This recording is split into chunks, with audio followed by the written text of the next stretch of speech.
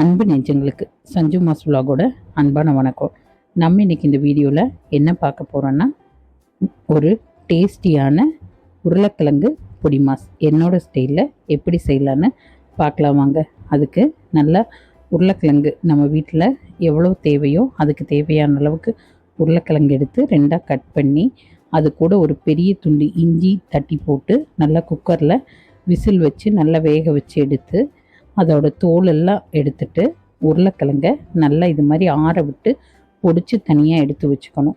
எடுத்து வச்சுட்டு அதுக்கப்புறம் பார்த்திங்கன்னா அதுக்கு தேவையான அளவுக்கு வெங்காயம் நல்லா பொடி பொடியாக வெங்காயம், பச்சை மிளகா, இஞ்சி, பூண்டு, கருவேப்பிலை, கொத்தமல்லி தழை எல்லாமே நல்லா பொடியாக கட் பண்ணி எடுத்து வச்சுட்டு அடுப்பில் கடாயை வச்சு கடாயில் தேவையான அளவுக்கு ஆயில் விட்டு ஆயில் நல்லா ஹீட் ஆனதுக்கப்புறம் கடுகு, கடலப்பருப்பு, உளுந்து பருப்பு எல்லாம் போட்டு செவந்து வந்ததுக்கப்புறம் பார்த்திங்கன்னா நம்ம கட் பண்ணி வச்சுருக்க வெங்காயம், பச்சை மிளகா, கருவேப்பிலை எல்லாம் போட்டு நல்லா வணக்கி விட்டு கொஞ்சமாக அதுக்கு தேவையான அளவுக்கு மஞ்சள் தூளும் போட்டுக்கணும். போட்டு எல்லாத்தையும் ஒரே மாதிரி நல்லா வணக்கி விடணும்.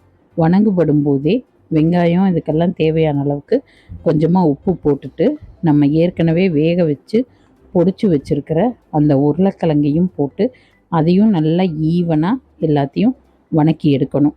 நம்ம உருளைக்கிழங்குக்கு அதுக்கப்புறம் எவ்வளோ உப்பு தேவையோ அந்த அளவுக்கு உப்பு போட்டு நல்லா எல்லாம் ஸ்மாஷ் ஆகிற அளவுக்கு ஒரே மாதிரி ஈவனாக நல்லா கலக்கி எடுத்தோம்னா அருமையான உருளைக்கிழங்கு பொடி மாஸ் ரெடி ஆயிரும்.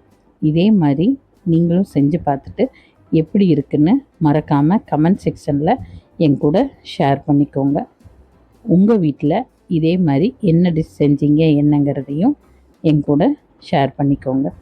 நம்ம வீடியோ பிடிச்சிருந்தா மறக்காமல் லைக் பண்ணுங்கள். அதோட சஞ்சு மாஸ் விலாகை சப்ஸ்கிரைப் பண்ணி பெல் ஐக்கானையும் கிளிக் பண்ணிக்கோங்க. சஞ்சு மாஸ் விலாக் எப்போவும் உங்கள் கூட.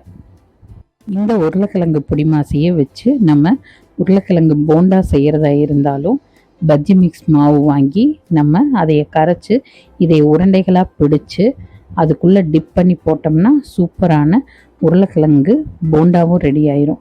அதனால் நம்ம இதை சைட் டிஷ்ஷாக வச்சு சாப்பிட்லாம். இல்லை போண்டா வேணுங்கிறவங்க அது மாதிரியும் செஞ்சு சாப்பிட்லாம். செஞ்சு பார்த்துட்டு எப்படி இருக்குன்னு மறக்காமல்